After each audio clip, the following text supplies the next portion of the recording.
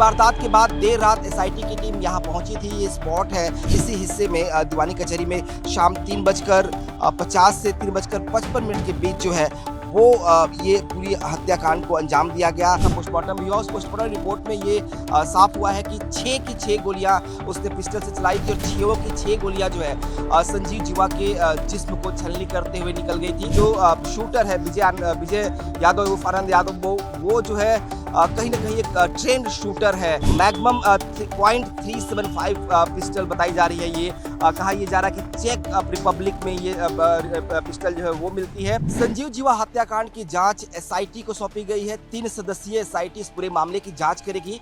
कल इस वारदात के बाद देर रात एसआईटी की टीम यहां पहुंची थी। ये स्पॉट है, दीवानी कचहरी है। बेसिकली ये हाई कोर्ट था पहले, लेकिन अब यहाँ पे इसके एक हिस्से में दीवानी कचहरी को शिफ्ट किया गया है। कहा जा रहा है कि इसी हिस्से में दीवानी कचहरी में शाम 3:50 से 3:55 के बीच जो है वो ये पूरी हत्याकांड को अंजाम दिया गया। जो आरोपी विजय यादव उर्फ आनंद यादव है वो वहां पहुंचा था और उस वकील के भेष में पहुंचा था। उसने इस पूरे शूटआउट को प्लान किया, उसने गोलियां चलाई। जो पोस्टमार्टम रिपोर्ट आई है उसकी देर रात को उसका पोस्टमार्टम भी हुआ। उस पोस्टमार्टम रिपोर्ट में ये साफ हुआ है कि 6 की 6 गोलियां उसने पिस्टल से चलाई थी और 6 की 6 गोलियां जो है संजीव जीवा के जिस्म को छलनी करते हुए निकल गई थी। सारी गोलियां बाएं हिस्से से लगी, चूंकि जीवा इस पोजीशन में खड़ा था कि उसने जो गोलियां चलाई उसके बाएं हिस्से से पीठ के बल से छेदते हुए बाहर से निकली। एक गोली उसके हाथ पे लगी है। कहा जा रहा है कि जब गोली लगने के बाद उसने हाथ स्लिप लगाया होगा तब वो गोली निकली होगी।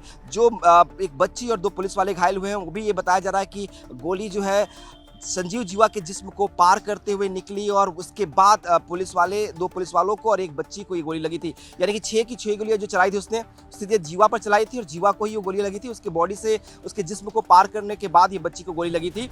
इसीलिए कहा जा रहा है कि जो शूटर है विजय यादव उर्फ आनंद यादव, वो जो है कहीं ना कहीं एक ट्रेंड शूटर है, एक शार्प शूटर है, जिसने इस तरह से निशाना लगाया कि सभी गोलियां उसके ऊपर लगी। दूसरा जो बड़ा खुलासा हुआ है वो उस रिवॉल्वर को लेकर हुआ है। जब देर रात एसआईटी की टीम यहाँ पहुंची तो पुलिस एसआईटी ने कब्जे में अपने उस हथियार को भी लिया। मैग्नम .375 पिस्टल बताई जा रही है। ये कहा यह जा रहा है कि चेक रिपब्लिक में ये पिस्टल जो है वो मिलती है। बड़ी बात यह है कि इस पिस्टल में जो बुलेट इस्तेमाल की जाती है, जिसके 6 सेल यानी खोखे जो है पुलिस ने यहाँ से बरामद किए हैं, वो भी महंगे आते हैं। 2,500 से 3,000 की कीमत है और हरियाणा पंजाब में ये बिकती है। तो इसीलिए कहा जा रहा है कि किसी गैंगवार की आशंका हो सकती है। किसी गैंग ने शायद इसे सुपारी देकर इस वारदात को अंजाम दिलाया हो। एसआईटी आज उससे पूछताछ करेगी, उसके बाद ही फैक्ट साफ हो पाएगा कि आखिर इसके पीछे मकसद क्या है। क्या एसिलेंट सिंगल था या उसके साथ कोई और भी शामिल था। अभी तक जो जांच हुई है उसमें जो आरोपी पकड़ा गया है, जिसे पुलिस ने पकड़ भी लिया था इस वारदात के बाद, मौका वारदात पे ही वकीलों ने जिसे घेर लिया था, उसी को अभी आरोपी माना जा रहा है। लेकिन ये कहा जा रहा है कि शायद इसे कुछ और लोग भी शामिल हो सकते हैं। उन लोगों ने कैसे इसको मदद की होगी, इसकी जांच की जा रही है। और कहा जा रहा है कि कहीं ऐसा तो नहीं कि उत्तर प्रदेश में खासतौर पर पश्चिमी यूपी के जो गैंग है वो एक बार फिर एक्टिव हुए हों और इस तरह की हत्याकांड को अंजाम दिलाया गया हो। कहीं मुख्तार गैंग अब इसका बदला तो नहीं लेगा। तो तमाम सवाल है जिसके जवाब इस आरोपी से पूछताछ के बाद ही सामने आ पाएंगे।